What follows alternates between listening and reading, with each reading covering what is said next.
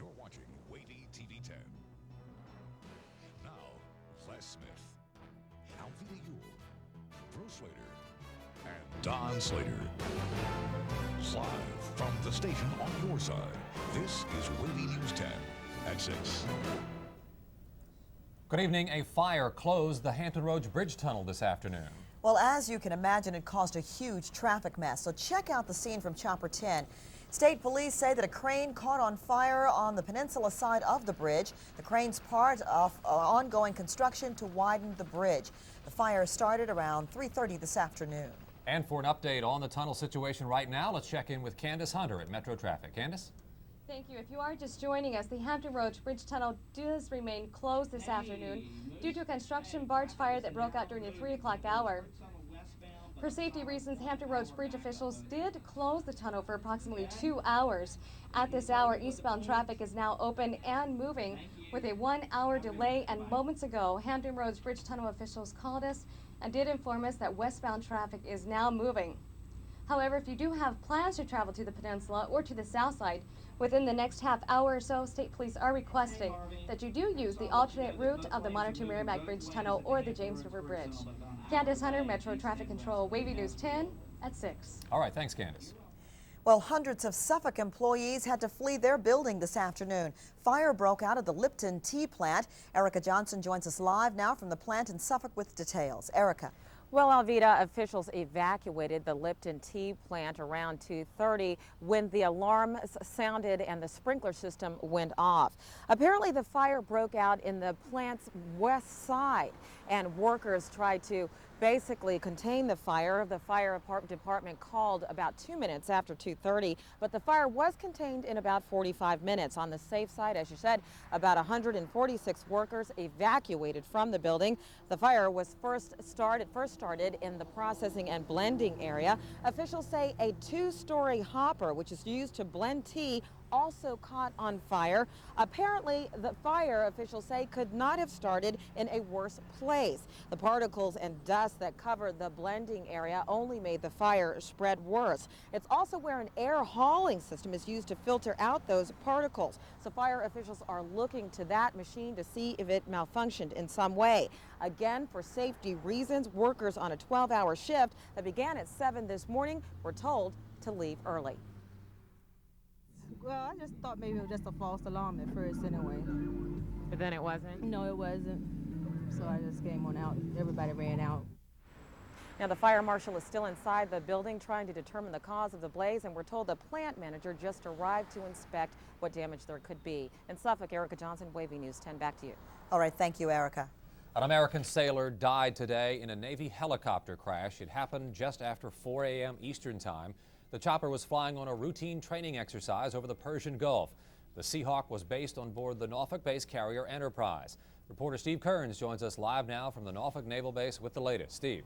Steve, we're told that at least one man is dead, and of course they are searching for 2 others. That's from a total of 12 crew members that were aboard that chopper. The military says the crash involved an HH-60 Seahawk helicopter that was flying a routine training maneuver over the Persian Gulf. So far, as we said, 9 of the 12 crewmen have been recovered from the water and are receiving medical treatment for what we're told are non-life-threatening injuries. The crew was based aboard the aircraft carrier USS Enterprise that was sent to the Gulf region in September to help enforce that no-fly zone over southern Iraq. That's part of Operation Southern Watch. Here's what a Navy spokesman in Norfolk was able to tell us about the crash. 2 are still missing, but the search and rescue efforts continue. Was this crew from Hampton Roads? The helicopter squadron is a Jacksonville, Florida-based squadron. Now, still no word on if any of the crew members were actually from Hampton Roads. Of course, we'll pass more information on to you as we learn it. At the Naval Air Station in Norfolk, I'm Steve Kearns reporting live. Back to you. All right, thanks, Steve. Another aircraft carrier, the USS Roosevelt, is back home tonight. The USS Roosevelt returned to port today with about $10 million in damage. The stern was badly damaged after a collision with another ship last week. The USS Leyte Gulf collided with the Roosevelt during a training exercise off North Carolina. Sailors hardly noticed. Well, it felt like just extra heavy turbulence, you know what I mean, with the waves. They took a pretty good hit. But you didn't feel much? No, just I was all the way up forward here. I mean, it felt like a shake, like we'd gone into reverse or something like that. Reports say the Roosevelt suddenly went into reverse and hit the Leyte Gulf. Just before Thanksgiving, the Roosevelt leaves again for a 6-month deployment. A security guard killed a Norfolk man last night when all he was doing was trying to help. Police say Richard Overton and his girlfriend got into a fight at Ridley's Lounge. A security guard stepped in to try and stop them. Then a friend of Overton's handed him a gun and he came at the security guard. That's when the security guard shot Overton. He died at the hospital. A protest outside a Hampton company this afternoon. Defense workers marched outside Howmet Castings and Components. 1,300 people work for the contractor. They say problems with the union prompted today's protest. A good number of Virginia restaurants are having problems paying their taxes. That's according to the State Department of Taxation.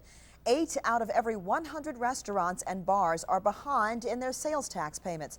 When you add up the penalties and interest, those businesses owe $5.5 million. Well, a Navy man says debt is what pushed him to betray his country. Kurt Lessenthine was back in court today for his sentencing hearing, and Shelley Harold joins us live now from the Norfolk Naval Base with more. Shelley? Well, Les Alvita, the military panel that's trying to decide what punishment he should get has been going over his diary all day long. Now, we're not privy to what's in the diary, but I'm pretty sure it supports the defense's theory that by the time of his arrest, his once carefully managed life was way out of control. Well, Lessenthine said he was sorry yesterday on the stand that he tried to sell secrets about the Navy's submarine program to pay off his bills. Now, he was good at saving money, but blew it all on lavish gifts he said he thought would make women love him. Now, we heard testimony from 4 women who all say he would buy them cars, clothes, whatever it took, and that he wanted to marry them not long after meeting them. A Navy doctor says a personality disorder, partially from a tough childhood, made him do the things he did. Now, he could get life in prison. Right now, the panel is hearing closing arguments. A sentence could come as early as tomorrow and as late as early next week. Reporting live from Norfolk Naval Base, I'm Shelley Harold, WAVY News 10. Shelley, thank you. Well, Bob Dole could win Virginia, but President Clinton isn't done yet. When we come back, Doug Aronson takes a look at the president's strategy to win Virginia. Welcome back, everyone. Another setback for Virginia Beach's effort to build the Lake Gaston pipeline. The Federal Environmental Protection Agency ruled North Carolina should have vetoed power over the water project. Virginia shares Lake Gaston with North Carolina and is trying to get the project finished so water can be pumped to Virginia Beach. Campaigning in Elizabeth City today, North Carolina Senator Jesse Helms supported the EPA's ruling.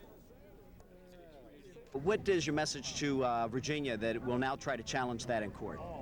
Well, I don't wish them a whole lot of good luck. I love Virginia and the Virginians, but they ought to clean up their own water and not take that from Lake Gaston. Meantime, Virginia Beach says the EPA is misreading the law and their ruling won't hold up in court. President Clinton will be campaigning in Northern Virginia this weekend. The president will attend a rally Sunday in Fairfax County. That appears to be about as close as he'll get to Hampton Roads before the election. In this Decision 96 report, Doug Aronson clues us in on Clinton's Virginia strategy. The race for Virginia's 13 electoral college votes is close, but you don't get the feeling Bill Clinton is concerned. Democratic presidential candidates haven't targeted the Old Dominion because they haven't won here in 32 years. This could be the year, thanks largely to men like Ned Powell. Powell is a wealthy businessman from Virginia Beach, a Republican who is voting for Clinton. There are certain facts that are very hard to argue with. Inflation is down, unemployment is down, job creation is way up. Powell got to know Clinton before he ran for president and likes him personally. Now he's a contributor to his campaign. Democrats are so proud of Powell, they showed him off at their small Clinton-Gore rally held the same day as Bob Dole's big event in Norfolk. The local Clinton-Gore campaign has remained low-key. It's a strategy, intended or not, that's paid off. But I believe there's a lot of people out there in Virginia Beach who are going to say, well, maybe I don't like everything about Bill Clinton, but nothing about Bob Dole's campaign has inspired me to believe that he'll be a better president. My husband is a plain-spoken man from the heart of America, Russell, Kansas. So unlike Dole, no local television advertising, very few campaign signs, and just one planned visit to Virginia in Northern Virginia Sunday, where support for him is already strong. Doug Aronson, WAVY News 10. Don Slater is out and about tonight. Find out where after a break. And imagine a cure for cancer that does not involve surgery. It's happening, and we'll show you how tonight at 11 on Medical Breakthroughs. Well, Don Slater seems to be out and enjoying this nice weather. Yeah, nice weather. I'm not too sure about the company he's keeping, though. He's hanging out with some ghosts and goblins. Oh, he's gone. He disappeared. They got a hold of him. No, I'm scared. Oh, you were hiding. I'm scared. Don, it's going to be okay. Okay. Come on out. Come on out and tell us about the weather. Okay, we got some beautiful weather going on right now. I'm going to talk to some people. I got to climb over the wall. Watch me injure myself right now. Here we go. Here we're going to talk to some people at the Portsmouth Ghost Walk. That's where we are. We're at Trinity Church on High Street, downtown Portsmouth. Anyway, take a look at what's going on. Oh. Okay, just some people here participating and here for the Ghost Walk itself. What's your name? Mark. Okay, what's your last name? Pepler. Pepler? Okay, I understand you have 4 girlfriends already. Yeah. Okay. What's your name? Brandon Ratliff. Brandon. And your name? Jenny Hewlett. Jenny. And? Shauna Lipford. Okay, and you're in it as well. Where are you going to be? We don't know. You don't know where you're going to be? Well, I don't know where I am half the time either. Anyway, we're going to take a look at what's going on for our area. Some autumn weather, beautiful autumn weather coming up for the weekend. It looks absolutely terrific. The same kind of weather that we've had. We've got high temperatures generally around 70 degrees across the area. And really, over the weekend, they're going to be pretty close to normal. Nighttime lows around 50 degrees. There's where we are for this time of year. Okay, let's have a look at our current conditions right now throughout the area. I'll step out of the picture, be able to see what's going on, have a look at these nice faces. We've got mostly cloudy skies right now again, but it's just thin cloudiness. In Norfolk it is, and I can't read the monitor, but 64. And in Newport News, it's 66. The low last night was 50. High today was 68 degrees. They're telling me in my ear here. Anyway, you can read the dew point and the rest of the information there for yourself. I can see the dew point is at 53. That's relatively low, so it's not too awfully bad out there. Take a look at our temperatures across the region. They look like this, generally in the 60s throughout the entire area, and a beautiful, beautiful day going on again. Even though we have seen some high, thin cloudiness, not too bad a day at all. Temperatures generally into the 60s to near 70 degrees. You can see that thin stream of cloudiness blowing up all the way from the Gulf Coast on up into our area. There's some heavy thunderstorms across parts of southeastern Texas. Severe thunderstorm watch is in effect for that area again tonight, but all of the rain is remaining well on off to our north and the west, and it should remain that way through the weekend. Sunday is a little bit iffy. We could see a sprinkle or two, but nothing real big. Everything nationwide, you'll notice how in the west central part of the United States it kind of rotates around, all that moisture out there. Can't see a lot of it on the radar because a lot of it is snow, upwards of 8 inches in some of the higher elevations, especially of Utah. So again, some big stuff is going on there.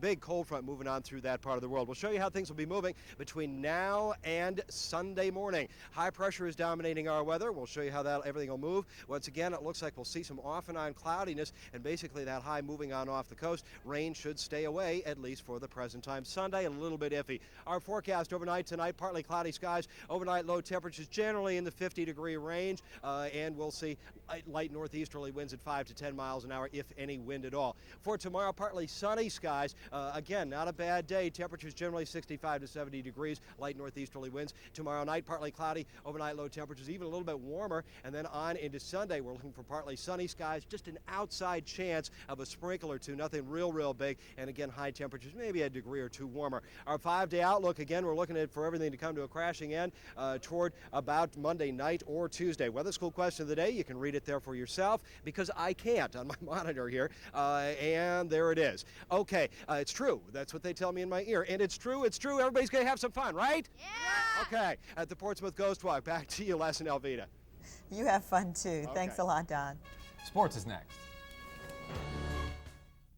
Florida State is looking for a little payback. Oh boy, I'll tell you, this is going to be a good one tomorrow. It is homecoming in Tallahassee, but the Florida State football team isn't thinking about the big dance. They're thinking revenge. Let me take you back to Charlottesville last season. Remember this? On a cold November night, the University of Virginia football team became the first and still only school to beat Florida State in 36 ACC games. Of course, Florida State coach Bobby Bowden doesn't want to talk about revenge. He thinks this is just another ACC game. We'll never even discuss revenge. I mean, I've seen teams get beat trying to revenge. We'll let the fans do the revenging. You know, we're going to go out and try to play the best we can play to be the team that whipped us last year. You know, and this is going to be all we can do, to get the win.